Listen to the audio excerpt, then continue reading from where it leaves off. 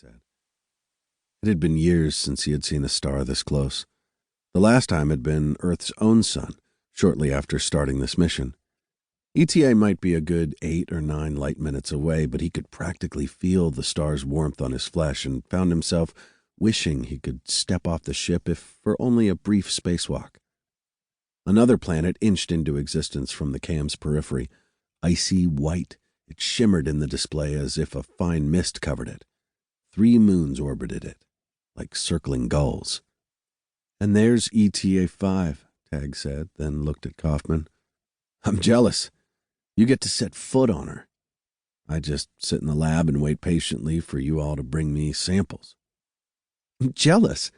That planet is colder than space. Ice everywhere, storms. It's not exactly going to be a pleasant stroll on the beach. Now, all the same, you get to step off this rig," Tag said.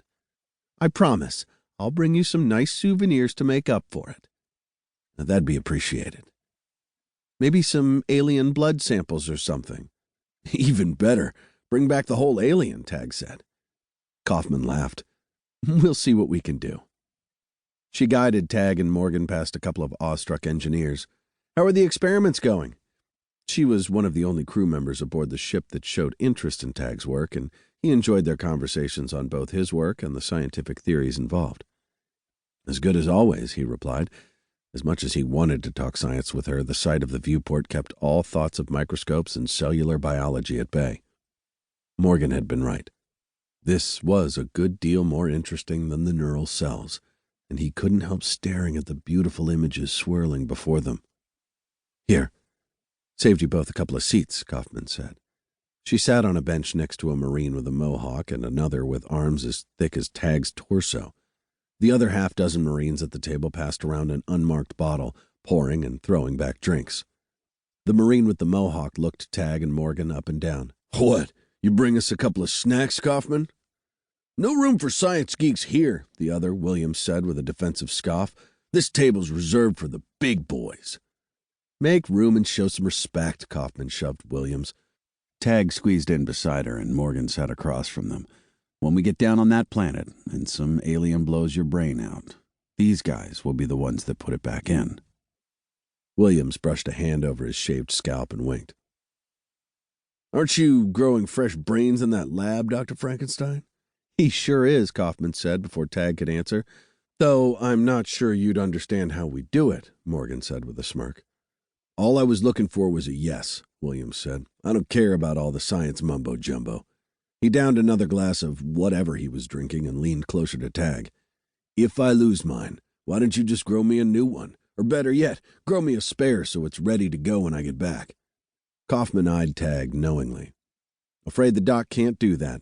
It takes months to grow a brain, so that's no dice for you." "Don't be too hasty," Tag said.